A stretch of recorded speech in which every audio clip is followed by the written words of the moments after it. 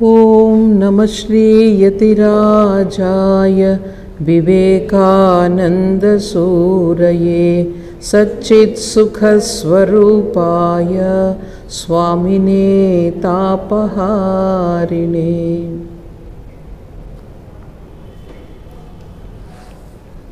స్వామీజీ సంపూర్ణ గ్రంథావళి నుంచి మనము పతంజలి యోగ సూత్రాలు చెప్పుకుంటున్నాము. 2 చాప్టర్స్ కంప్లీట్ అయ్యాయి. ఏంటవి? ఒకటి సమాధి పాదము, రెండవది సాధన పాదం. ఇవి 2 కంప్లీట్ అయ్యాయి. మూడవది విభూతి పాదం. ఇది ఈరోజు చాలా ఇంట్రెస్టింగ్గా ఉంటుంది. ఇందులో ఏంటంటే మనసును, ఇదంతా కూడా మనసు మైండ్ మేనేజ్మెంట్ అనమాట, ఇంకేం లేదు. పెద్ద పెద్ద పదాలు ఉన్నాయి ఇందులో, కానీ ఇది చెప్పే దేని గురించి? మనసు గురించి. మనసును ఏ విధంగా మనం నియంత్రించుకోవాలన్న దాని మీదే ఉంటుంది ఇందులో సబ్జెక్ట్ అంతా కూడా. సో 3వ చాప్టర్లో విభూతి పాదం అంటే మనసుని ఎలా కాన్సన్ట్రేట్ చేయాలి. మనసు ఎప్పుడు కూడా రకరకాల వస్తువులపైకి వెళ్ళిపోతూ ఉంటుంది. దానిని ఒకే వస్తువుపైన ఎలా పెట్టాలి అన్నది మనం ముందు నేర్పిస్తున్నాం ఇక్కడ. ఇలా సాధన పాదంలో అది చెప్పారు, ఎట్లా చెప్పాలన్నది. మనకి అష్టాంగ మార్గాలు చెప్పారు. అష్టాంగ మార్గాల్లో ఏమేమి చెప్పారు? యమనియమాలు, ఆసనము, ప్రాణాయామము, ప్రత్యాహారం. ఇంతవరకు మనం చెప్పుకున్నాం. ఇప్పుడు నెక్స్ట్ 3 స్టెప్స్ ఉన్నాయి. ఏంటంటే అవి ధారణ, ధ్యానము, సమాధి. ఇవి అష్టాంగ యోగ మార్గంలో చివరి 3 స్థాయిలు అన్నమాట. అవి ఎందులో చెప్తున్నారు? మనకి విభూతి పాదంలో చెప్తున్నారు. అంటే ఇవి 3 కనుక సరిగా ప్రాక్టీస్ చేస్తే మీకు చాలా రకాల శక్తులు వస్తూ ఉంటాయి. మనం చాలా చూడండి, పురాణాల్లో పుస్తకాల్లో చదువుతుంటాం, వీళ్ళు మాయమైపోయారు, అంతర్ధానం అయిపోయారు, తర్వాత ఆకాశవాణి వినిపించింది, మనుషులు కనిపించట్లేదు, ఆకాశవాణి వినిపించింది. ఇవన్నీ మనం స్టోరీలో చదువుకుంటూ ఉంటాం కదా, తెలుసు కదా. ఇవన్నీ కూడా ఈ యోగ మార్గం ద్వారా అవన్నీ కూడా సంభవమే అనమాట. చాలా సైంటిఫిక్గా మనకు చెప్పుకుంటూ వస్తున్నారు. ఇది పతంజలి మహర్షి, దానిని స్వామీజీ దీన్ని మనకి ఎక్స్ప్లెయిన్ చేస్తున్నారు. ఏ విధంగా ఈ శక్తులు వస్తాయంటే దానికి కావలసిన సాధనం ఏంటనమాట? ఇవి 3: ధారణ, ధ్యానం, సమాధి. అంటే మనసుకుండే శక్తి ఎంత గొప్పదంటే అది స్వామీజీ పుస్తకం ఒకటి ఉంది, మానసిక శక్తులు అని ఒక బుక్ ఉంది, మీరు చదివారో లేదో. అందులో మనసు ఏ విధంగా ఎంత పవర్ఫుల్ అనేది మనకు అందులో చెప్తారు స్వామీజీ, వీటిపైన ఆధారం చేసుకుని అనమాట. ఇప్పుడు చూడండి, ఇందులో మొదటి సూత్రం చెప్తుంది ధారణ అంటే ఏంటి. దేశబంధశ్చిత్తస్య ధారణ అంటే మనసుని ఒకే వస్తువు పైన పట్టి ఉంచడాన్ని ధారణ అంటారు. మీకు చదువుకునేటప్పుడు చాలా అవసరం, అవునా కదా? మీరు ఏదైనా సబ్జెక్ట్ చదివేటప్పుడు దానిపైనే దృష్టి ఉండాలి. రకరకాలు పక్కన చాలా ఉంటాయి. ఈ చాలా రకాల డిస్టర్బెన్సెస్ ఉన్నప్పటికీ మీ మనసు ఒకే దాని మీద పట్టి ఉంచడం. క్లాస్ రూమ్లో క్లాస్ జరుగుతుంది, 60 మంది స్టూడెంట్స్ ఉన్నారనుకోండి, 60 మంది 60 రకాలుగా వింటారు. కొంతమందికి ఎంత డిస్టర్బెన్స్ ఉన్నా పక్కకి వాటికి చూడరు, మనసంతా కూడా దాని మీదే ఉంటుంది. వాళ్ళకి తొందరగా దాని గురించిన సబ్జెక్ట్ గురించిన గ్రాస్పింగ్ ఎక్కువగా ఉంటుంది, అవునా కదా? మన యొక్క పవర్ ఆఫ్ కాన్సన్ట్రేషన్ బట్టి మనకు నాలెడ్జ్ అన్నది వస్తూ ఉంటుంది. సో దీనికి ధారణ అంటే ఏంటనమాట? ఒక వస్తువు పైన లేకపోతే ఒక ప్రదేశం పైన మనసుని అలా పట్టి ఉంచడాన్ని ధారణ అంటారు. 2వ సూత్రంలో తత్ర ప్రత్యయ ఏకతానత ధ్యానం. ధారణ అన్నది నెమ్మదిగా ధ్యానం కింద మారుతుంది మీకు మంచి ఇచ్ఛాశక్తి, విల్ పవర్ ఉన్నప్పుడు. మనం ఏం చేస్తాం, ఒక దాని మీద మనసు అలా కేంద్రీకరిస్తాం కదా, పక్కన నుంచి ఏదో శబ్దం వస్తే పక్కకు చూస్తాం, లేకపోతే పక్కన ఏదో కలర్ఫుల్ ఏదో సబ్స్టెన్స్ వచ్చింది అక్కడ చూస్తాం. దీనిపైన ఉంచడానికి ఏం కావాలన్నమాట? మీకు విల్ పవర్ కావాలి, పవిత్రత కావాలి, చాలా ప్యూర్గా ఉండాలి మైండ్. దేన్ని పట్టుకుంటే దాన్నే పట్టుకోగలిగే శక్తి ఉన్నప్పుడు అది ధ్యానం కింద మారుతుంది. అంటే ఈ ధారణ అనేది నెమ్మదిగా ధ్యానం. ప్రత్యయ ఏకతానత అంటే ఒకే ఆబ్జెక్ట్, దాని యొక్క పిక్చర్ కానీ దాని సౌండ్ కానీ అదే మళ్ళీ మైండ్లో వస్తూ ఉంటుంది. ఒక దాని మీద మనం కాన్సన్ట్రేట్ చేయాలనుకోండి, ఎవరైతే దీక్ష అయిందో వాళ్ళకి ఇష్టదేవతని ధ్యానించమని చెప్తారు. ఇప్పుడు ఇష్టదేవతని ధ్యానించాలి అంటే మీరు మొదటి ఆలోచన ఆ ఇష్టదేవత పైనే ఉండాలి. సపోజ్ శ్రీరాముడు మీ ఇష్టదేవత అనుకోండి, శ్రీరాముని అక్కడ ఫోటో పెట్టుకున్నారు మీరు, అదే మీ కళ్ళు మూసుకుంటే అదే గుర్తుకు రావాలంటే ఏం చేయాలి? దాని గురించిన మొదటి ఆలోచన ఆ రాముడి యొక్క రూపం కావాలి, 2వ ఆలోచన ఆయన రూపం కావాలి, 3వ ఆలోచన కూడా ఆయన రూపమే. అలా ఒకటే ప్రత్యయ ఏకతానత, ఒకే థాట్ కానీ ఇమేజ్ కానీ ఐడియా కానీ ఒకటే అలా అలా అలా రిపీట్ అవుతుంటే దానిని ధ్యానం అంటారు. అంటే ఒక్క 3 నిమిషాలు ఎంత ఉంది, టైం ఉంది, అది 3 నిమిషాలు ఒక వస్తువుపై నువ్వు కేంద్రీకరించగలిగితే అది ధ్యానం అవుతుంది.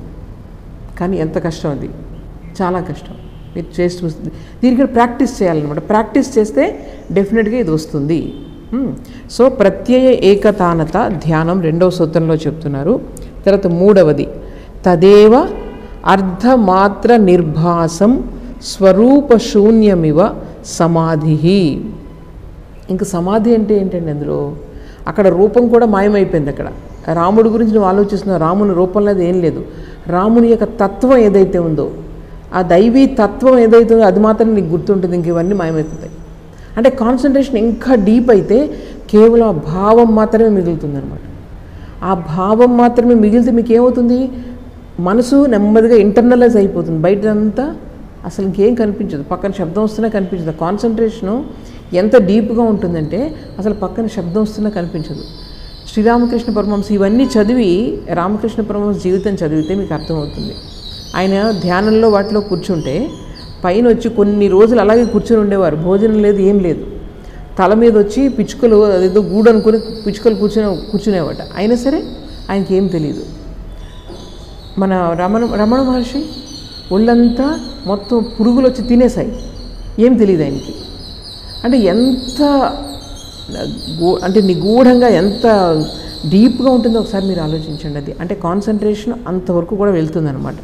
దానిని సమాధి అంటారు. అంటే ఈ బాహ్యమైనటువంటి ఇంద్రియాలకు సంబంధించినటువంటి రూపం, అంటే శ్రీరాముడిని మీరు ధ్యానిస్తున్నారనుకోండి, ఫస్ట్ శ్రీరాముని యొక్క రూపం, ఆయన యొక్క ఈ కోదండం పట్టుకొని ఉన్నారు, తర్వాత ఈ నామం పెట్టుకొని ఉన్నారు, తర్వాత ఆయన ఎల్లో కలర్ డ్రెస్ వేసుకొని ఉన్నారు, కిరీటం ఇలా ఉంది, కాలు ఇలా, ఇవన్నీ కూడా మీరు ఆలోచిస్తున్నారు ధ్యానించడానికి ఒక రూపాన్ని.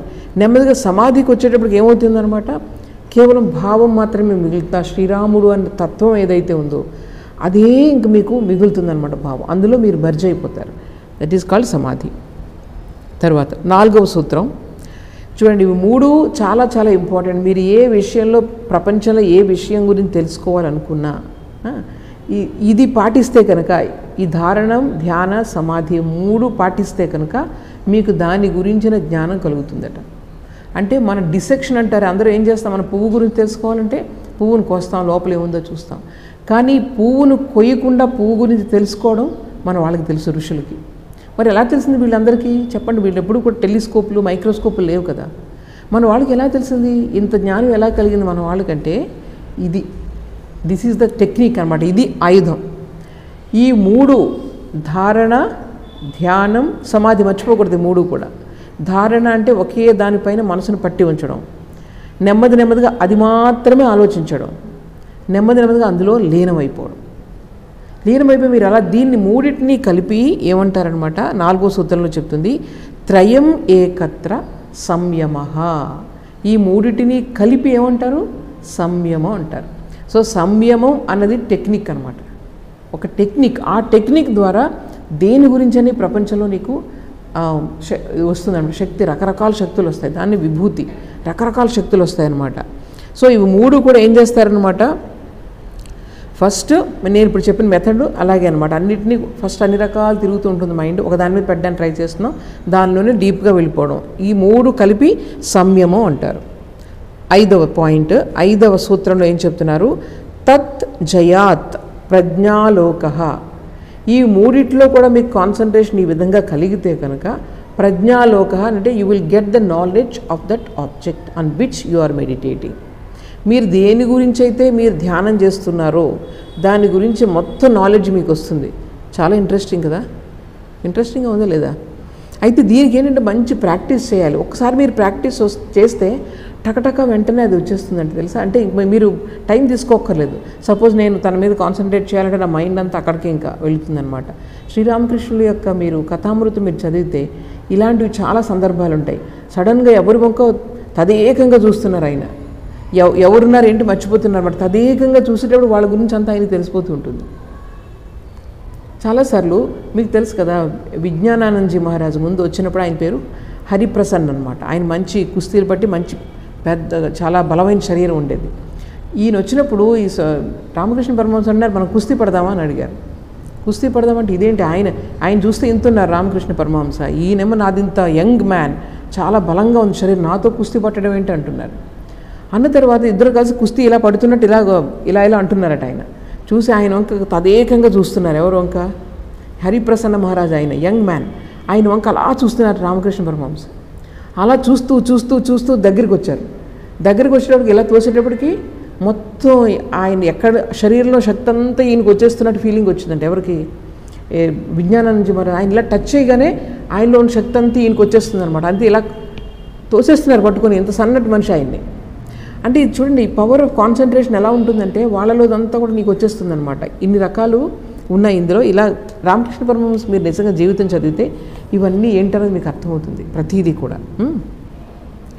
తరువాత తత్ జయాత్ ప్రజ్ఞాలోక, అంటే ఈ విధంగా మీరు ఈ 3 టెక్నిక్స్లో కూడా మీకు ప్రావీణ్యత వస్తే కనుక, అనుభవం వస్తే కనుక మీకు ఏమవుతుంది? దాని నుంచి నాలెడ్జ్ వస్తుంది. ఎటువంటి నాలెడ్జ్ వస్తుంది? స్థూలమైన విషయాల గురించి నాలెడ్జ్ వస్తుంది. ఈ ప్రపంచం గురించి, చెట్ల గురించి, సూర్యుడి గురించి మీరు దేని మీద సంయమం చేస్తే దాని గురించి నాలెడ్జ్ మీకు వస్తుంది అని చెప్తున్నారు. అలాగే ఫస్ట్ ఏం చేయాలట, మనం పెద్ద పెద్ద ఆబ్జెక్ట్స్ ఏవైతే ఉన్నాయో ఆ వస్తువులపైన ముందు కాన్సన్ట్రేట్ చేయడం నేర్చుకోవాలి ఫస్ట్.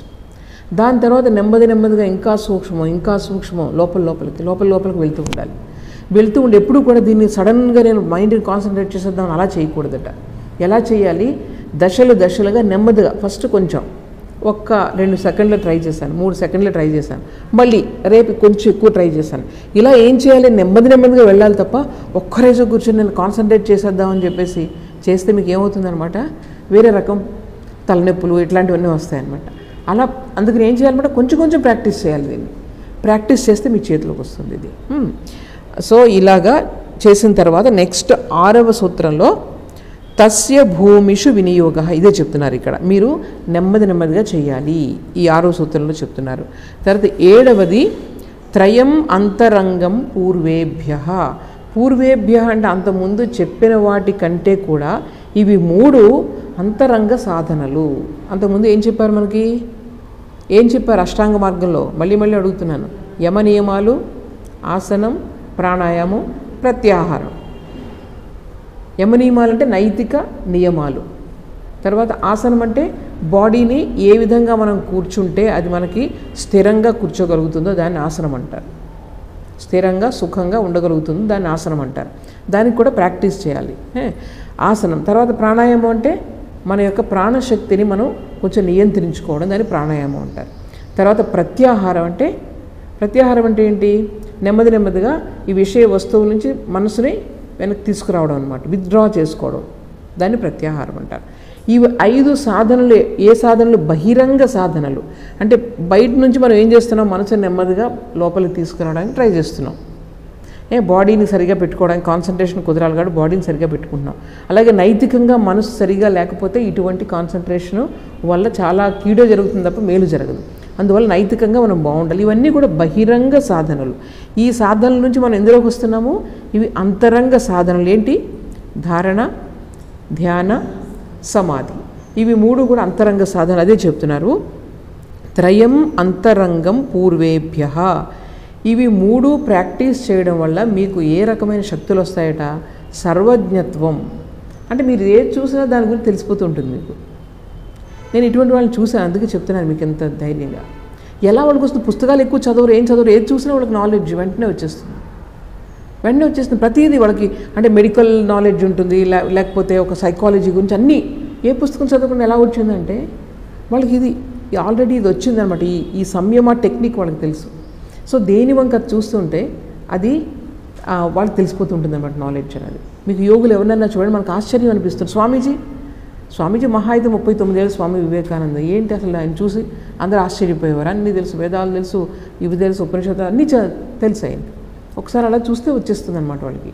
సో ఈ విధంగా మనకేమొస్తాయన్నమాట, ఇలా సంయమ టెక్నిక్ మనకు వస్తే కనుక మనకేమొస్తాయి? ఆమ్నిషియన్, సర్వజ్ఞత్వం వస్తుంది. అన్నిటి గురించి నీకు నాలెడ్జ్ అనేది తెలిసిపోతూ ఉంటుంది. సో ఈ విధంగా ఈ విధమైన శక్తులన్నీ కూడా మీకు వస్తాయి. కానీ మీకు ముక్తి మాత్రం కలగదు. ఈ ప్రకృతి యొక్క దాని నుంచి ముక్తి రాదు. మీకు చాలా రకాల శక్తులు వస్తాయి. అంటే మామూలు మనుషులకు లేని శక్తులన్నీ మీకు వస్తాయి. కానీ మనకి ఏం రాదు, ముక్తి రాదు. ఎందుకని రాదు? మనం ఏం చేస్తున్నాం అనమాట, కొన్ని రకాల వృత్తులు, ఒక రకమైన ఆలోచన వస్తుంది, దాన్ని ఇంకొక రకమైన ఆలోచన తీసుకొచ్చి దాన్ని ఏం చేస్తున్నాం, సప్రెస్ చేస్తున్నాం. సప్రెస్ చేస్తున్నాం అంటే మనం వేరే రకం ఆలోచన, అంటే నేను కంట్రోల్ చేసుకోవాలి, దీన్ని కంట్రోల్ చేయాలి, అది కూడా ఒక వృత్తే కదా. మనసులో కంట్రోల్ చేయాలి అనే ఆలోచన ఒకటి వచ్చింది కదా, అది కూడా ఒక వృత్తి. సో ఒక వృత్తిని ఇంకో వృత్తితో కంట్రోల్ చేస్తున్నామంటే యాక్చువల్ అవన్నీ కూడా నాశనం అవ్వలేదు, ఆల్రెడీ ఉన్నాయి, సప్రెస్ అయిపోయి ఉన్నాయి. సో మళ్ళీ అవి ఒకరోజు మళ్ళీ మొలకెత్తుతాయి అన్నమాట. అప్పుడు సీడ్ని మనం తెచ్చేస్తాం, అక్కడో ఫ్రిడ్జ్లో ఎక్కడో పెట్టేస్తాం, ఫ్రిడ్జ్ నుంచి బయటికి తీసిన తర్వాత ఏమవుతుంది, మళ్ళీ ఫేవరబుల్ కండిషన్ వచ్చినప్పుడు అది మళ్ళీ మొక్క వస్తుంది. కానీ మనం ఒక విత్తనాన్ని వేయించేసాం అనుకోండి, అదనమాట సబీజ సమాధి, నిర్బీజ సమాధి.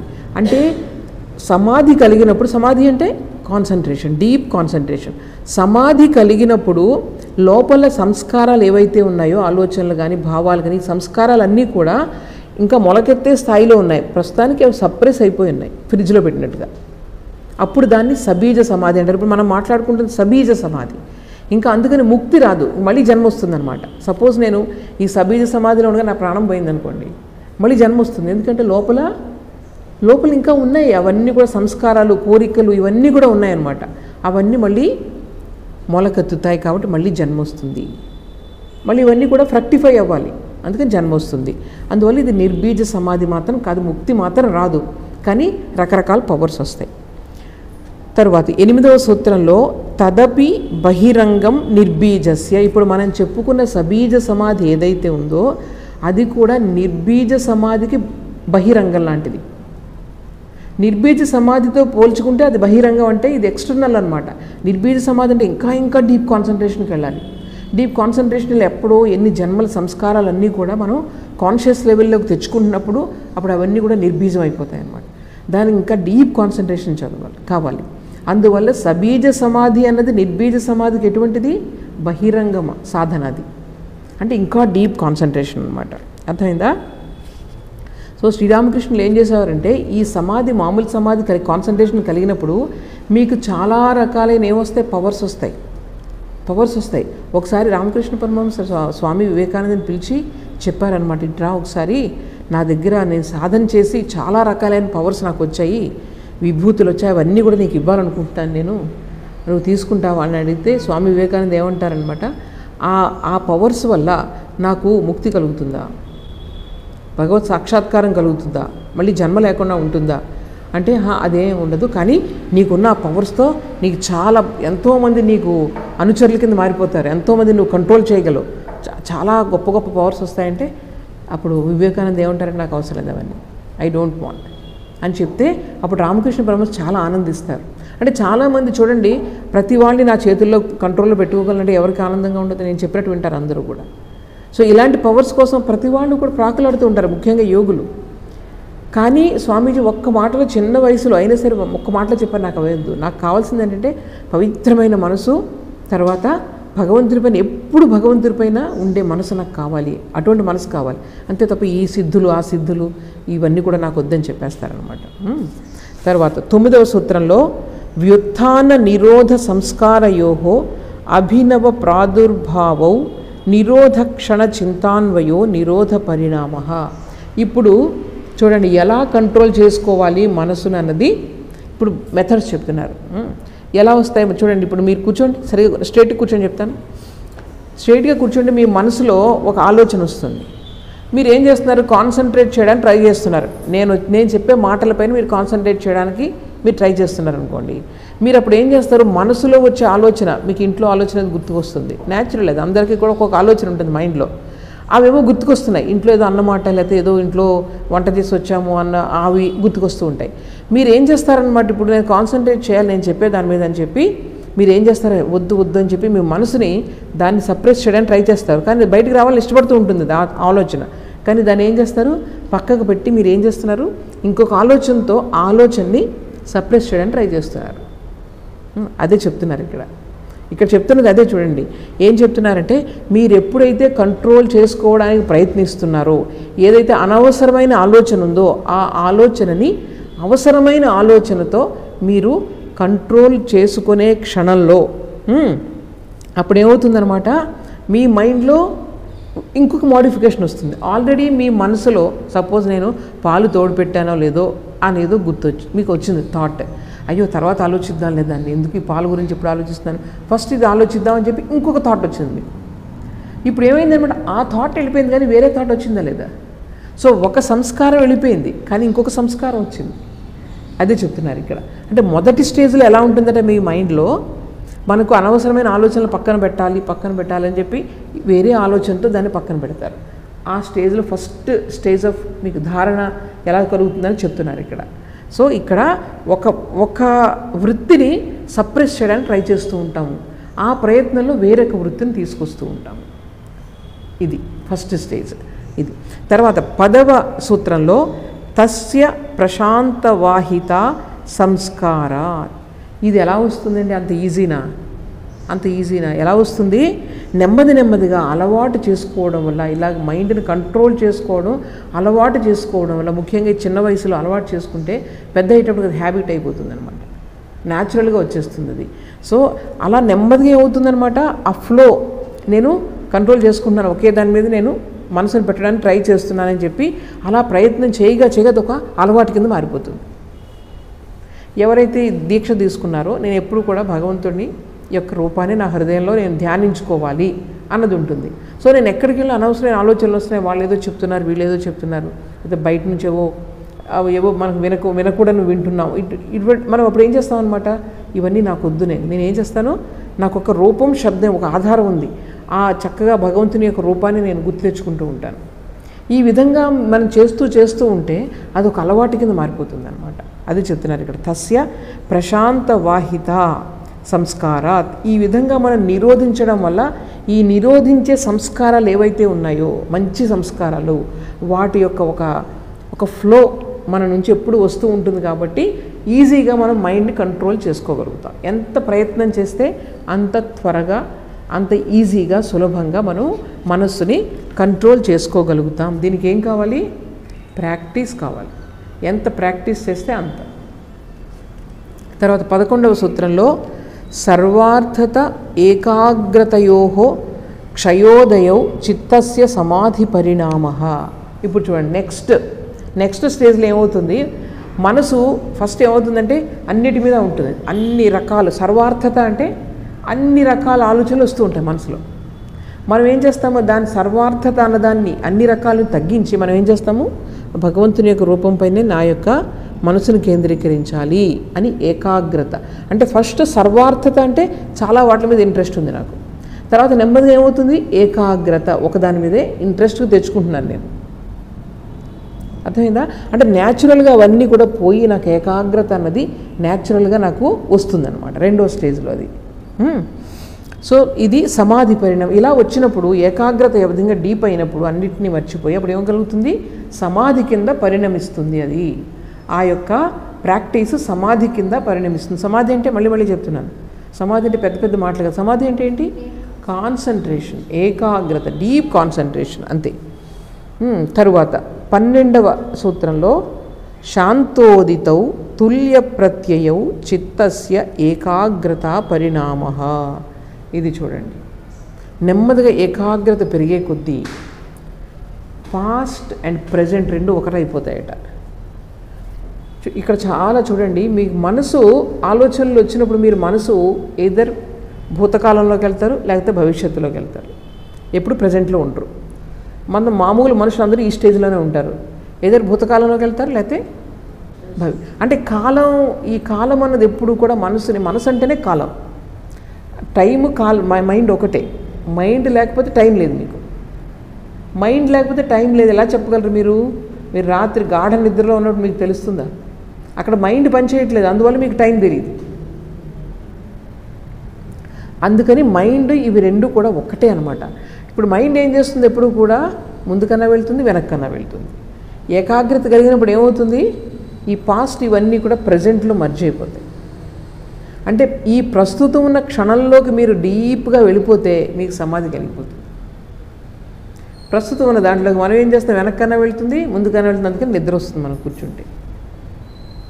మనందరికీ ఏంటంటే అది లేదు, ఆ ఏకాగ్రత చేసే కెపాసిటీ లేదు కాబట్టి మనం కూర్చుంటే మనం నిద్రపోతాం, అది తేడా. కానీ ఇది ఉంటే కనుక ఒక ప్రజెంట్ మూమెంట్లోనే నువ్వు ఉంటే, నువ్వు చూడండి మీరు ప్రజెంట్లోనే కాన్సన్ట్రేటెడ్గా ఉందంటే మీకు నిద్ర రాదు. ఈ విధంగా ఈ ప్రజెంట్లోకి పాస్ట్ను కూడా ప్రజెంట్లోకి మర్జ్ చేయడమే అది ఏకాగ్రత యొక్క చివరి స్టేజ్ అనమాట. అది ప్రజెంట్లో మర్జ్ అయిపోతుంది. సో టైం ఐడియా అనేది వ్యానిష్ అయిపోతుంది. అసలు మనకు కాన్సన్ట్రేషన్ కలిగింది అంటే ఏంటంటే టైం ఎంతైందో తెలీదు. బాగా మీరు మీకు ఇష్టమైనది చూస్తున్నారనుకోండి, ఒక మర్జ్ అయిపోయి 15 నిమిషాలు నేను భోజనాన్ని పిలుస్తున్నారు, మీ అమ్మగారు భోజనాన్ని పిలుస్తుంటే ఏం చేస్తారు మీరు? మీకు అసలే వినిపించదు. క్రికెట్ మ్యాచ్లోనో లేకపోతే ఇంకో దాంట్లో మీకు ఇష్టమైన దాంట్లో మీరు ఉండిపోతే అలా చూస్తూ ఉంటే మీకు టైం తెలియదు. అది ఏకాగ్రతకి చిహ్నం, టైం తెలియకపోవడం. ఈ యోగులు అనే వాళ్ళు ఏం చేస్తారు తెలుసా? వాళ్ళ మైండ్ ఏకాగ్రం అయినప్పుడు గంటలు గడిచిపోతారు, వాళ్ళకి ఏం తెలియదు. అదే సమాధి అంటే ఇంకేం కాదు. 3-4 గంటలు నాకు టైమే తెలియదు. అలా ఈ అనుభూతి కలిగిన వాళ్ళ దగ్గర నేను మాట్లాడాను చాలా వాళ్ళతో. వాళ్ళు ఏంటంటే వాళ్ళకి టైం తెలియదు. అంటే మార్నింగ్ సాయంకాలం నేను 5 గంటలకు కూర్చున్నాను, తర్వాత ఎప్పుడు చీకటి పడిందో తెలియదు, ఎప్పుడు తెలియదు. సడన్గా ఏదో గంట పడింది, అప్పుడు చూసాడు 4 గంటలు అయిపోయింది, తెలియదు వాళ్ళకి. ఇది కాన్సన్ట్రేషన్ అంటే. ఇదే సమాధి అంటే ఇంకేం కాదు. అంటే ఒక దానిలో ఒక విషయంలో, అంటే భగవంతుడనే విషయంలో, మామూలు విషయంలో కూడా చూడండి, ఫిజిక్స్ మ్యాథ్స్, చాలామంది మ్యాథ్స్ స్టూడెంట్స్ మెయిన్గా, ఎందుకంటే చాలా అబ్స్ట్రాక్ట్ థింకింగ్ కదా, మ్యాథమెటిక్స్ అంటే చాలా అబ్స్ట్రాక్ట్, సటిల్. అందువల్ల వాళ్ళకి తొందరగా కాన్సన్ట్రేషన్ మర్జ్ అయిపోతుంటారు. మ్యాథమెటిక్స్ స్టూడెంట్స్, బాగా మంచి స్టూడెంట్స్ ఎవరైతే ఉన్నారో వాళ్ళ మ్యాథ్స్ చేయడంలో ప్రపంచాన్ని మర్చిపోతూ ఉంటారు. సో ఈ విధంగా ఏంటంటే ఒకే దానిలో మర్జ్ అయిపోతే, భగవంతుల్లో మర్జ్ అయిపోతే ఆనందం కలుగుతుంది. మ్యాథమెటిక్స్లో కన్నా కూడా భగవంతుడి లో మర్జ్ అయితే అది ఆనందం చాలా కలుగుతుంది అనమాట. సో ఈ విధంగా ఏంటి, పాస్ట్ ఒక ఆయన ఎక్కార్ట్ టోలే అని ఒక ఆయన ఉన్నారు. ఆయన ఇదే అనమాట ఆయన సాధన. అంటే మీరు వర్తమానంలో ఉండండి. ఆయన పుస్తకం రాశారు, ద పవర్ ఆఫ్ నవ్ అంటే ఇప్పుడు. నువ్వు ఇప్పుడే ఈ క్షణంలోనే ఉండగలిగితే జీవితంలో నీకు ఎంత శక్తి వస్తుందో. ఈ క్షణంలోనే ఉండగలడం అంటే పాత ఆలోచించకూడదు, భవిష్యత్తుకు ప్లాన్స్ వేయకూడదు. ఇక్కడ ఉండడం నేర్చుకోవాలి. ఈ క్షణంలోనే ఉంటే చక్కగా చేయగలుగుతావు. నీ మెంటల్ ఎనర్జీ కూడా చాలా సేవ్ అవుతుంది. మనం ఏం చేస్తాం, ఈ పని చేస్తూ ఉంటాం, రేపు ప్లాన్స్ వేస్తూ ఉంటాం, లేకపోతే మొన్నేదో అనేది గుర్తుకొస్తూ ఉంటుంది. అంటే మైండ్ అంత వీక్ అనమాట మనది. సో ఈ విధంగా పవర్ ఆఫ్ నవ్ అనే ఎక్కార్ట్ టోలే చాలా బాగుంటుంది. ఆ పుస్తకం చూడండి. ఎలాగ ఉంటే ఇంక వెనక ముందు ఆలోచించుకుంటే ఎలా వస్తుంది ఆ పవర్ అనేది, ఎలా వస్తుంది మనిషి యొక్క మనసుకి, అది ఆయన ఎక్స్ప్లెయిన్ చేస్తారు అందులో. అలాగే ఇంకొకటి మన ఈ క్రిస్టియన్ సెయింట్ ఉన్నారు, బ్రదర్ లారెన్స్. ఆయన ఏం రాశారు, ఒక పుస్తకం రాశారు, the practice of the presence of God. Presence అంటే ప్రెజెన్స్, ఇప్పుడే భగవంతుడు ఇప్పుడే ఉన్నాడు అని మనం ఎప్పుడు కూడా భావిస్తూ దాన్ని అభ్యాసం చేయడం. ఇది కూడా అంతే సేమ్. ఎప్పుడు ఇప్పుడు ఈ క్షణంలో ఉండాలన్నమాట, ఎప్పుడో ఆలోచించడం కాదు. ఇది నేర్చుకోవాలి. సో ఇక్కడ చెప్తున్నారు, శాంతోదితౌ తుల్య ప్రత్యయౌ చిత్తస్య ఏకాగ్రత పరిణామః. సో దీనివల్ల ఏకాగ్రత వల్ల మీకు ఏం కలుగుతుంది, మీరు ప్రజెంట్లోనే ఉంటారు. ఆ ప్రజెంట్లో ఉండడమే, ఈ వర్తమానంలో ఉండడమే సాధన.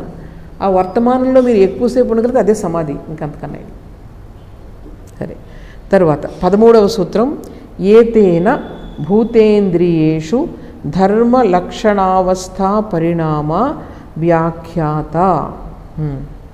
ఇంకా చూడండి, ఇది కొంచెం ఎక్స్ప్లెయిన్ చేయడం కొంచెం కఠినం ఉంది. ఏంటంటే మామూలుగా మనకి ఏ రకంగా ఒక వస్తువు గురించి ఆలోచనలు ఎలా వస్తాయి, ఒక వస్తువు ఉంది, ఆ వస్తువు గురించిన ఆలోచన మన ఎన్ని రకాలు రావచ్చు, ఎన్ని రకాల వృత్తులు రావచ్చు అన్నది ఇక్కడ ఎక్స్ప్లెయిన్ చేస్తున్నారు.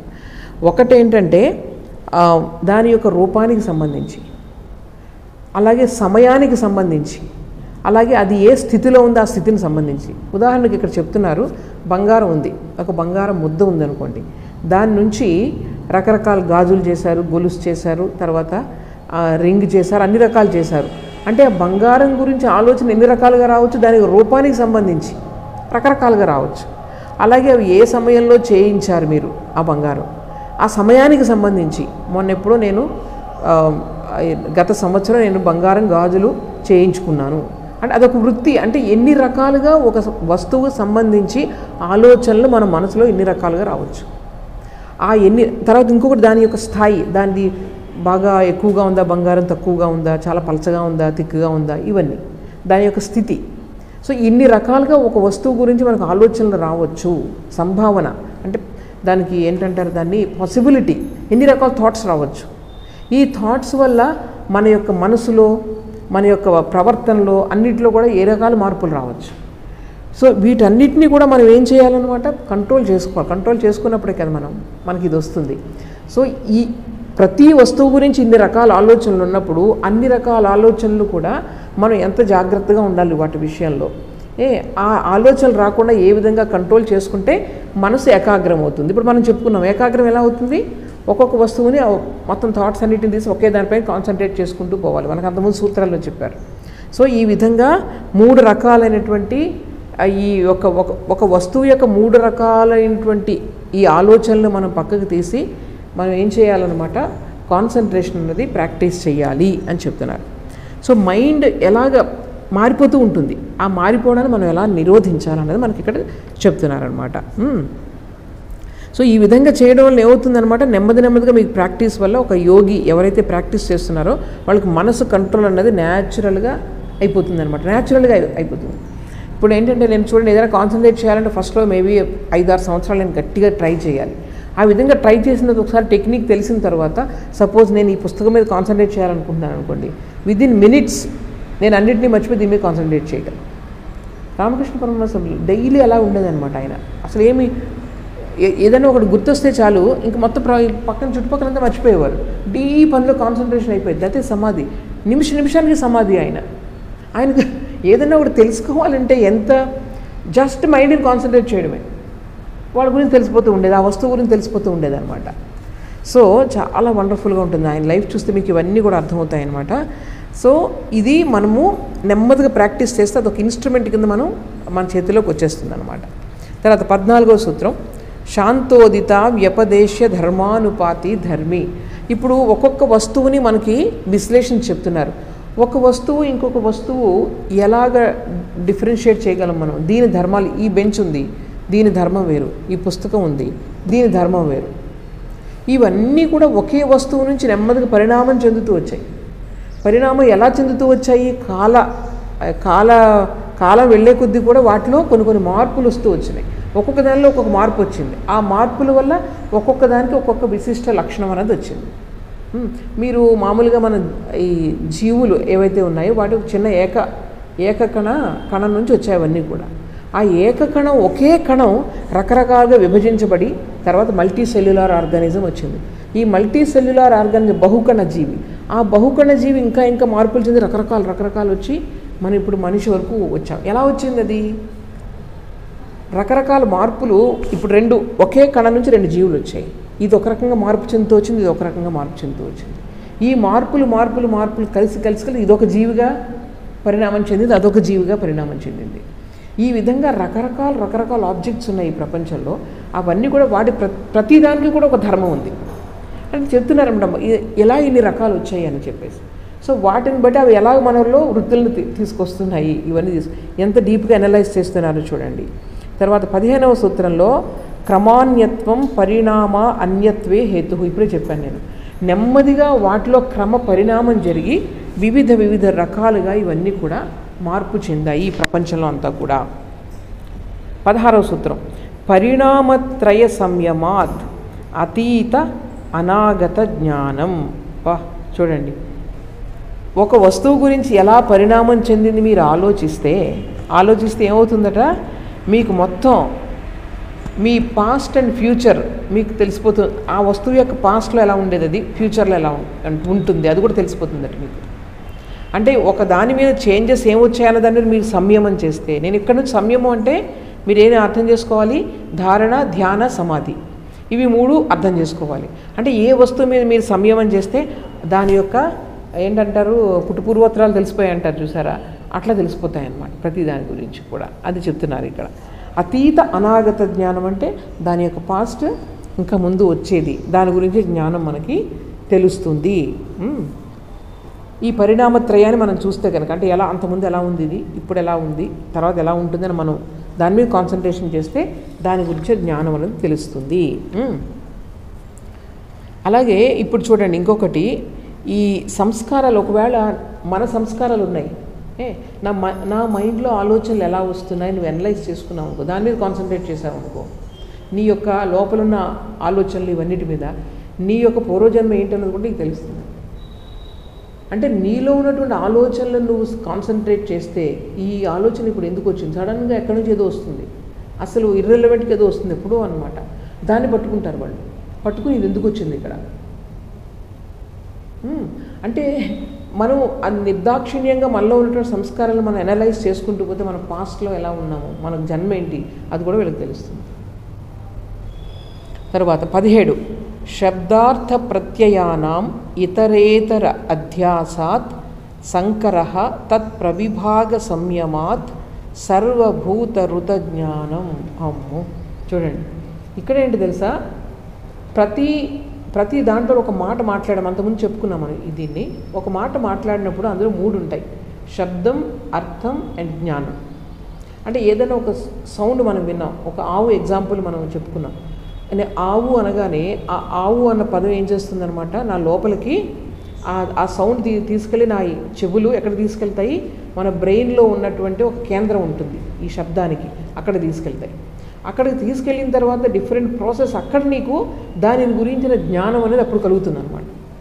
ఇది ఒకటి శబ్దం, రెండవది అర్థం, అంటే ఈ లోపలికి వెళ్ళి అర్థం చేసుకోవడానికి ప్రయత్నించడం, తర్వాత జ్ఞానం, ఇది ఆవు అని జ్ఞానం కలుగుతుంది. ఇవి 3 కూడా మనకి ఒక్క చిన్న సెకండ్లో 1,00,000 భాగాలు నీకు అర్థమైపోతుంది. మన ఆవు అనగానే నీకు ఆవు గుర్తుకొచ్చేస్తుంది, అవునా కదా. ఇక్కడ ఏంటంటే యోగి అది ఎట్లాగ లోపలికి వెళ్ళింది, అది ఎలాగ జ్ఞానం కింద మారేది అన్నీ కూడా వాళ్ళకి అర్థమవుతాయట. అంత తక్కువ టైంలో జరిగేటువంటి ఇంత ప్రొసీజరు అంతా కూడా వాళ్ళు విడివిడిగా చూడగలుగుతారు. యోగులకి ఆ శక్తి ఉంటుంది. శబ్ద, అర్థ, తర్వాత ఈ జ్ఞానం, ఈ 3 కూడా విడివిడిగా వాళ్ళు సెపరేట్ చేయగలుగుతారు యోగులందరూ కూడా. ఈ శక్తి వచ్చినప్పుడు, మనకి ఈ శక్తి వచ్చినప్పుడు, అప్పుడు మీరు ఈ పక్షులు ఇవన్నీ ఉన్నాయి కదా, జంతువులు పక్షులని శబ్దం చేస్తే ప్రతి శబ్దానికి ఒక అర్థం ఉంటుంది, వాళ్ళకి తెలుసది. ఇప్పుడు ఒక మేక అరిచింది అనుకోండి, ఆ మేక ఎందుకు అరిచింది, దాని అర్థం ఏంటనేది ఆ మేకల మందరూ అన్నిటికీ అర్థం అవుతుంది, మనకు అర్థం కాదు. కానీ మనం ఈ స్టేజ్కి వస్తే ఒక పదంలో ఒక శబ్దాన్ని వినగానే శబ్దం, అర్థం, జ్ఞానం, ఈ 3 స్టేజ్లు మీరు అనలైజ్ చేయగలిగితే, దాన్ని విడదీయగలిగితే మీకు ఏ శక్తి వస్తుంది, జంతువులు పక్షుల మాటలు అన్నీ కూడా లాంగ్వేజ్ మీకు అర్థమవుతుంది, వాళ్ళకి మీకు అర్థమవుతుంది అనమాట. అంతేందా ఈ శక్తి వస్తుంది. తర్వాత 18 సంస్కార సాక్షాత్కరణాత్ పూర్వజాతి జ్ఞానం. ఇది ఇందాక మనం చెప్పుకున్నది. ఇప్పుడు మనలో ఉన్నటువంటి సంస్కారాలని మనము కాన్షియస్ ప్లేన్లోకి తెచ్చుకున్నప్పుడు, అంటే లోపల మనకు అన్కాన్షియస్ లెవెల్లో కొన్ని సంస్కారాలు ఉంటాయి, మనకు పై కొన్నే కనిపిస్తూ ఉంటాయి. ఈ అన్కాన్షియస్ లెవెల్లో ఉన్నవి మనం అన్కాన్షియస్గా ఉన్నప్పుడు వస్తూ ఉంటాయి. సపోజ్ కోపం, నాకు బాగా కోపం ఉందనుకోండి, మామూలు అప్పుడు తెలియదు అది, ఎప్పుడు ఎవరైనా నన్ను ఏదైనా అన్నప్పుడు నాకు తెలియకుండానే కోపం బయటకు వచ్చేస్తుంది. అంటే లోపల ఎక్కడో ఉందన్నమాట ఆ కోపం అన్నది. సో వీటిని మనం లోపల ఉన్నటువంటి సంస్కారాలని మనం అనలైజ్ చేసుకుంటే దానిపైన సంయమం చేస్తే కనుక అప్పుడు ఏమవుతుంది, మీ యొక్క పూర్వజాతి జ్ఞానం తెలుస్తుంది. సేమ్ ఇందాక చెప్పిన దానికి ఇది చెప్తున్నారు ఎక్స్ప్లెనేషన్ అనమాట. మీ యొక్క పూర్వజన్మ గురించి తెలుస్తుంది. తెలుసుకోవాలందా పూర్వజన్మ మీకు? తెలుసుకోవాలంటే చేయొచ్చు, ఇది చెయ్యాలి. సో 19వ సూత్రంలో ప్రత్యయస్య పరచిత్త జ్ఞానం. అరే బాబా, ఇప్పుడు చూడండి, సపోజ్ ఒకళ్ళు ఉన్నారు, వాళ్ళ యొక్క శరీరంలో ఏదో ఒక అంగం పైన, అంటే స్పెసిఫిక్గా వాళ్ళకి సపోజ్ మంచి షార్ప్ నోస్ ఉంది ఎవరికో అనుకుందాం, దానిపైన నేను కాన్సన్ట్రేట్ చేశాను అనుకోండి, చేస్తే వాళ్ళ యొక్క మనసు స్వభావం ఎటువంటిదో నాకు తెలుస్తుందండి, యోగులకు తెలుస్తుంది. అంటే ఒక అంగం ఎదుటి వాళ్ళ యొక్క కానీ మన యొక్క కానీ ఒక అంగం పైన కానీ వాళ్ళ యొక్క శరీర ఆకృతిని బట్టి కానీ మనం దాని మీద కాన్సన్ట్రేట్ చేస్తే నెమ్మదిగా వాళ్ళ యొక్క ఎటువంటి స్వభావం ఉందో తెలుస్తుందట. తరువాత దాంట్లో ఏం చెప్తున్నారంటే నచ తత్ సాలంబనం తస్య అవిషయీభూతత్వాత్. కానీ ఆ మనసులో ఏ విధమైన భావాలు ఉన్నాయి అనలైజ్ చేయలేరు, ఎనాలిసిస్ తెలియదు. వాళ్ళ స్వభావం ఎటువంటిది, మంచిదా చెడ్డదా, ఇదా క్రూరమైనదా లేకపోతే సాత్వికమైనదా శాంతమైనదా, ఇంతవరకు మీకు అర్థమవుతుంది. కానీ వాళ్ళ యొక్క మనసులో ఉన్న ఆలోచనలు ఎటువంటివి, వాళ్ళ యొక్క పుట్టుపూర్వోత్తరాలు ఏంటి, వాటి ఆలోచనలో ఎటువంటి ఆలోచన ఏది అన్నది తెలియాలి అంటే మనము మళ్ళీ వాళ్ళ మనసు మీద కాన్సన్ట్రేట్ చేయాలి. ఇవి రెండూ చేసినప్పుడే ఆ మనిషి గురించి కంప్లీట్గా నీకు అర్థమవుతుంది. సో మనసు పైన మనం సంయమం చేయాలి, వాళ్ళ శరీరం పైన కూడా సంయమం చేస్తే ఆ మనిషి గురించి అన్నీ కూడా మనకు తెలిసిపోతాయి. ఎవరు చేసేవారు? శ్రీరామకృష్ణులు చేసేవారు తెలుసుగా మీకు. ఎవరైనా వస్తే జస్ట్ ఫస్ట్ అబ్జర్వ్ చేశారు మొత్తం బాడీ అంతా. ఎవరు చెప్పారు? ఆయన చూడండి, ఆయన అలా ప్రాక్టీస్ కూర్చొని చేయలేదు ఈ యోగశాస్త్రాలు అవన్నీ కూడా.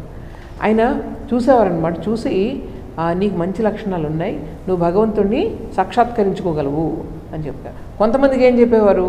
చూసి ఇప్పుడు ఈ జన్మలో అవ్వదు నీకు, నెక్స్ట్ జన్మలో అని చెప్తూ ఉండేవారు ఊరికి అలా చూసి.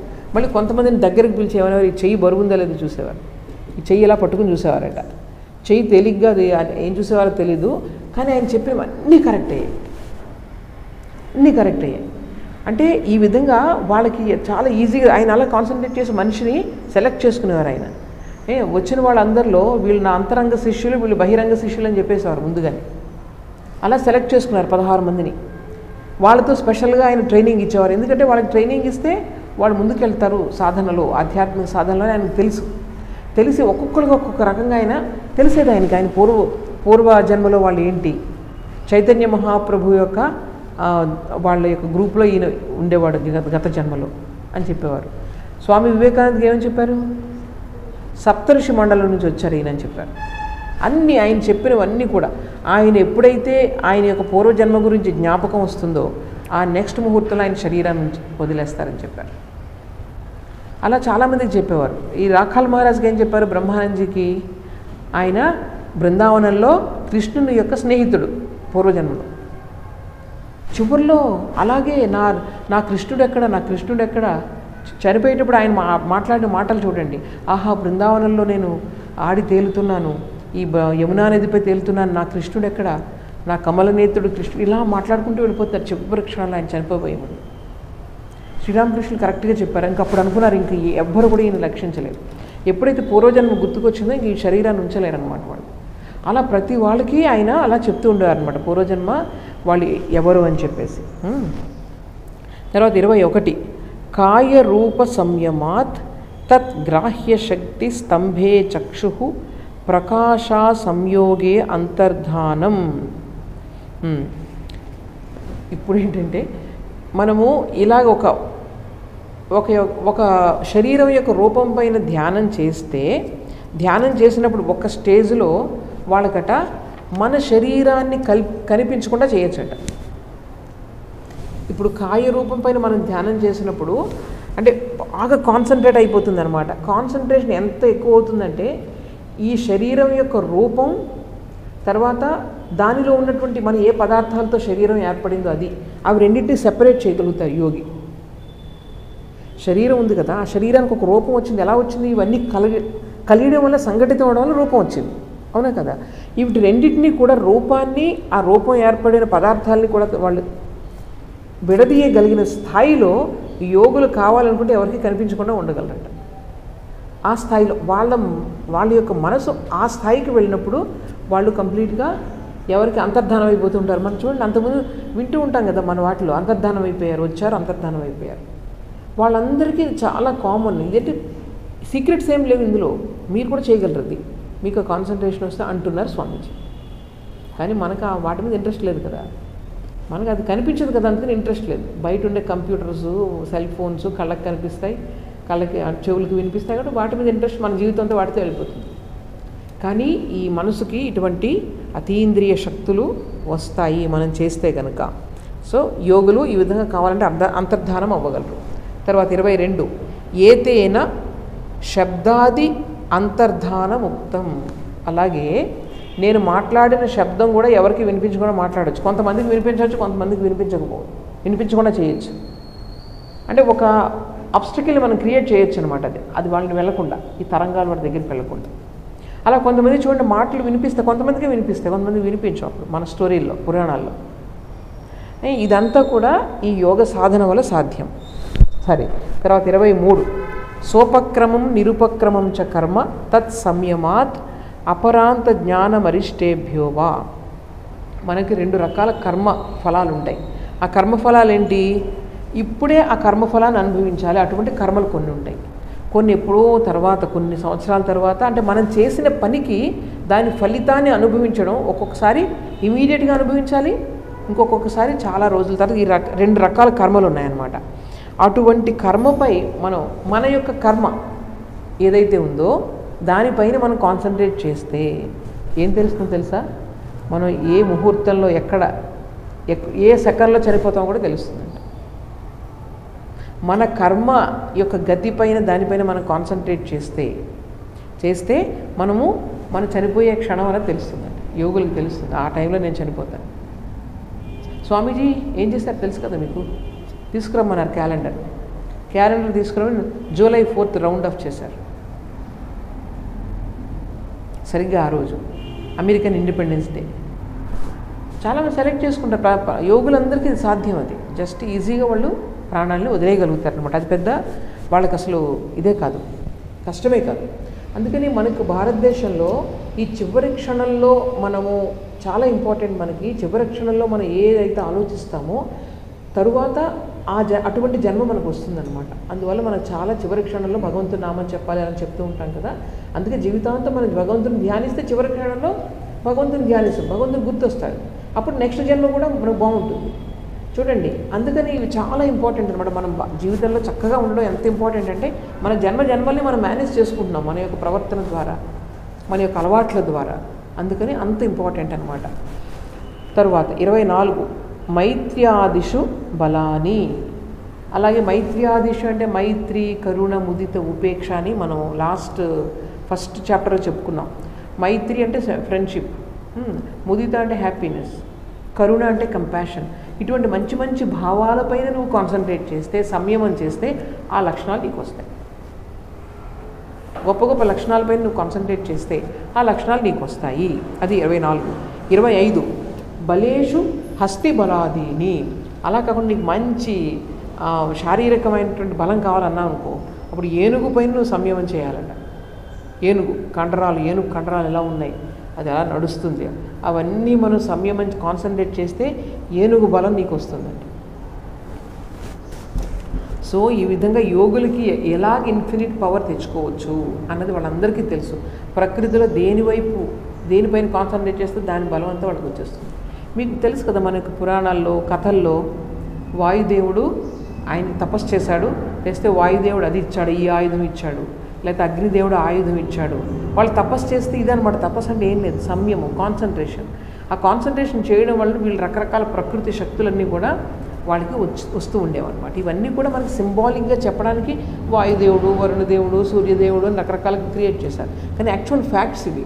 ఎందుకంటే అలా చెప్పకపోతే మనకేం గుర్తుండు. ఇప్పుడు నేను ఈరోజు చెప్తున్నాను కదా, దీన్నే కథల రూపంలో చెప్తే మీరు ఇంకా కళ్ళు పెద్దవి చేసి వినేవారు. ఇవి చెప్పడానికి కొంచెం నిద్ర వస్తూ ఉంటుంది మనకి. ఎందుకంటే అది వాటికున్న అట్రాక్షన్ అటువంటిది. ఆ కథల రూపంలో చెప్తే మనకి తరతరాలుగా గుర్తుంచుకుంటారు కాబట్టి మనకు అలా చెప్పుకుంటూ వచ్చారన్నమాట. అందుకే మనకి ఏంటంటే ఇన్ని రకాలేంటి, ఇక్కడ ఒకలా చెప్తున్నారు, అక్కడ ఒకలా చెప్తున్నారు. నిజంగా వరుణదేవుడు ఉన్నాడా, మనుషులు ఉన్న అతనికి అవయవాలు ఉన్నాయి, ఇవన్నీ కూడా మనకు డౌట్స్ వస్తూ ఉంటాయి. ఎందుకు చెప్పారంటే మనకి కాన్సెప్ట్స్ దాని వెనుకున్నటువంటి భావాలు మనం తొందరగా గ్రహించగలుగుతామని చెప్పి వీళ్ళు ఏం చేశారనమాట, వాళ్ళు ఒక మనిషి రూపం కల్పించి స్టోరియల్ రూపంలో రకరకాలు మన ఋషులు చెప్పారు మన కోసమే. అది అందుకే ఇన్నాళ్ళు సంస్కృతి ఇంత అందరూ వచ్చి నాశనం చేసేసిన ఈ రోజు కూడా సజీవంగా ఉంది అంటే మన యొక్క ఈ ధర్మం ఇలా కథల రూపంలో, రిచువల్స్ రూపంలో, మనం చేసే పూజల్లో ఎంత అంతరార్థం ఉందో తెలుసా మీకు? మనం చేసే పూజ, సాధారణమైన పూజలో మొత్తం అంతా గొప్ప గొప్ప భావాలు ఉన్నాయి. అలా భావాలు చెప్తే అందరూ తీసుకోలేరు కాబట్టి ఇలా అనుష్ఠానంగా చెప్తారు. మనం అది నేర్చుకుంటూ ముందుకెళ్తూ ఉంటాం. ఎవరో కొంచెం తెలివైన వాళ్ళు అది ఆలోచించి దాని నుంచి బెనిఫిట్ పొందుతూ ఉంటారు. కానీ ఈ ట్రెడిషన్, ఆచార వ్యవహారాలు మాత్రం అలా కంటిన్యూ అవుతూ వస్తాయన్నమాట. అది వీటి ప్రాముఖ్యత. సరే, మనకు ఇప్పుడు ఏనుగు బలం వచ్చేసింది, సరేనా? 26వ సూత్రంలో ఏం చెప్తున్నారు? ప్రవృత్యాలోకన్యాసాత్ సూక్ష్మ వ్యవహిత విప్రకృష్ట జ్ఞానం. అమ్మో, ఇప్పుడు చూడండి, ఒక చక్కటి జ్యోతి పైన మీరు కాన్సన్ట్రేట్ చేస్తే, హృదయంలో ఒక జ్యోతి పైన మీరు సంయమం చేస్తే, అంటే ఆ జ్యోతిలో మీరు తాదాత్మ్యం చెందిపోవాలి. అంతలా మీకు చేస్తే కనుక మీకు ఎలా వస్తుందట, ఎక్కడో దూరంగా ఉన్న వాటి గురించి మీకు అంతా తెలిసిపోతూ ఉంటుంది. మధ్యలో పెద్ద పర్వతం ఉండొచ్చు, కానీ ఆ వెనక ఏమవుతుందో మీకు కరెక్ట్గా కనిపిస్తూ ఉంటుందట. ఇంకా సూక్ష్మ విషయాల గురించి తెలిసిపోతూ ఉంటుందట మీకు. సో ఇదంతా కూడా ఈ శక్తి వస్తుంది. తర్వాత 27వ సూత్రం భువన జ్ఞానం సూర్యే సంయమాత్. ఇది మీకు అర్థమైందా? సూర్యే సంయమాత్ అంటే సూర్యుని పైన మీరు కేంద్రీకరిస్తే, ధ్యానిస్తే అప్పుడు మీకు ఏమొస్తుంది? మొత్తం ఈ ప్రపంచ జ్ఞానం అంతా మీకు వచ్చేస్తుంది. ఎందుకంటే సూర్యుడిపైనే కదా అంతా ఆధారపడి అంతా కూడా, మనకి లోకం అంతా కూడా. సో భువన జ్ఞానం వస్తుంది. అలాగే చంద్రే తారావ్యూహ జ్ఞానం. చంద్రుని పైన మీరు కాన్సన్ట్రేట్ చేస్తే మీకు ఈ తార అంటే నక్షత్ర సమూహాలకు సంబంధించిన జ్ఞానం వస్తుందండి. ఎందుకు చెప్పండి? మీరు చంద్రుని పైన కాన్సన్ట్రేట్ చేస్తే చంద్రుడు ఏ రాశిలో ఉన్నాడు, ఎక్కడున్నాడు, ఎప్పుడు ఎక్కడున్నాడు తెలుస్తుంటుందని మీకు లేదా? చంద్రుడి పైన చూస్తుంటే చంద్రుని చుట్టూ నక్షత్రాలు ఉంటాయి. ఒక్కొక్క సమయంలో కొన్ని నక్షత్రాలు ఉంటాయి. అదే మన వాళ్ళు స్టడీ చేసి ఏం చేశారు? ఈ నక్షత్రాలు ఈ రాశిలో ఉన్నారు చంద్రుడు, దాన్ని బట్టి ఆ రాశిలో మనం పుట్టినట్లుగా. ఇవన్నీ ఎలా వచ్చింది? ఇలా స్టడీస్ చేసి నక్షత్ర సమూహాల జ్ఞానం వస్తుంది. తరువాత 29, ఇది లాస్ట్, దీంతో ఆపేద్దాము. ధ్రువే తత్ గతిస్థానం. చూడండి, ధ్రువ నక్షత్రం తెలుసా? మీరు ఎప్పుడైనా చూసారా? ధ్రువ నక్షత్రం చూసారా? పోల్ స్టార్ అంటారు. పోల్ స్టార్ ఎటువైపు ఉంటుంది? నార్త్ సైడ్ ఉంటుంది. అది ఎప్పుడు నార్త్లోనే ఉంటుంది. అందువల్ల ధ్రువ నక్షత్రం పైన మీరు కాన్సన్ట్రేట్ చేస్తే ప్రతిరోజు దాన్నే చూస్తున్నారు, ఎక్కడుంది అంటే నార్త్లో చూస్తూ ఉన్నారు. దాన్ని బట్టి మీకు ఏమొస్తుంది? తద్గతిస్థానం అంటే మిగిలిన నక్షత్రాల యొక్క గతిస్థానం మీకు తెలుస్తుంది. ఎందుకంటే అది కాన్స్టెంట్గా అక్కడ ఉంది. దాని పక్కన అవన్నీ మూవ్ అవుతున్నాయి, అన్ని నక్షత్రాలు. మీరు ఉత్తరం వైపే దాని వైపే చూస్తున్నారు, దాని చుట్టూ ఉండే నక్షత్రాలు కూడా అన్నీ కూడా మారుతూ ఉన్నాయి. వాటి యొక్క గతిస్థానం తెలుస్తుంది. మీరు రోజు ఆకాశంలో చూడండి, ఒక సంవత్సరం పాటు ప్రతిరోజు ధ్రువ నక్షత్రాన్ని మీరు అబ్జర్వ్ చేస్తూ ఉండండి. మిగిలిన నక్షత్రాల యొక్క గతి ఎలా ఉంది మీకు అర్థమవుతుంది. ధ్రువ నక్షత్రం ఎలా ఉంటుందో తెలుసా మీకు? సప్తర్షి నక్షత్రాలు తెలుసా మీకు? సప్తర్షి మండలం ఉంటుంది. ఆ సప్తర్షి మండలంలో ఫస్ట్ 2 నక్షత్రాలను మీరు డైరెక్ట్గా ఒక సరళగా గీసుకుంటూ వస్తే క్రింద చిన్నది మినిక్మంటూ ఉంటుంది ధ్రువ నక్షత్రం. అలా చూపించేవారు మా చిన్నప్పుడు ధ్రువ నక్షత్రాన్ని. సో ధ్రువ నక్షత్రాన్ని చూసుకున్నప్పుడు నౌకలు అవి కూడా ప్రయాణం చేస్తూ ఉండేది. దిక్సూచనలు ఉండేవి కదా, ఆ నక్షత్రాన్ని బట్టే వాళ్ళు వెళ్తూ ఉండేవారు అనమాట. ఇది మన తూర్పుగా వెళ్తున్నామా, ఎటు వెళ్తున్నాము, ఉత్తరం వైపు వెళ్తున్నామా, ధ్రువ నక్షత్రాన్ని బట్టి వాళ్ళు వెళ్తూ ఉండేవారు. సో ఆ ధ్రువ నక్షత్రాన్ని మీరు స్టడీ చేస్తే మీకు ఏమొస్తుంది జ్ఞానం? మిగిలిన నక్షత్రాల యొక్క గతి మీకు తెలుస్తుంది అని చెప్తున్నారు. సో ఇంతటితో ఆపుదాము. వచ్చే వారం కూడా ఇవన్నీ ఉన్నాయి, ఇంకా ఉన్నాయి, రకరకాలు ఉన్నాయి, ఇంకా ఇంటర్నలైజ్ అవుతాయి అన్నమాట. వచ్చే కొద్దీ ఎట్లాంటి మహిమలు మనకు వస్తాయి అన్నది మనకు అర్థమవుతుంది. ప్రశ్నలు ఏమైనా ఉన్నాయా? ప్రశ్నలు? సరే ఆపుదాము. ఓం అసతో మా సద్గమయ తమసో మా జ్యోతిర్గమయ మృత్యోర్మా అమృతంగమయ. ఓం శాంతి శాంతి శాంతి. హరి ఓం తత్సత్. శ్రీరామకృష్ణార్పణమస్తు.